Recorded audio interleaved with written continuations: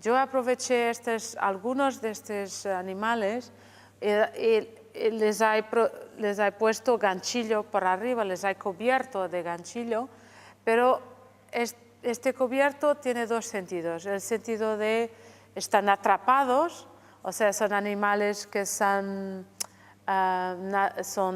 ¿cómo se dice? Son animales, que no son domesticables, que están atrapados por el ganchillo, están protegidos y decorados. O sea, una de las tres tiene que ser. Si están decorados es normal, porque nosotros con el ganchillo decoramos y protegemos los muebles.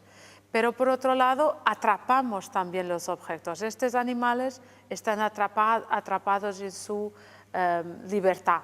Y entonces, por un lado están decorados, por otro lado están controlados, por otro lado están domesticados. Pero no se puede domesticar un cangrejo.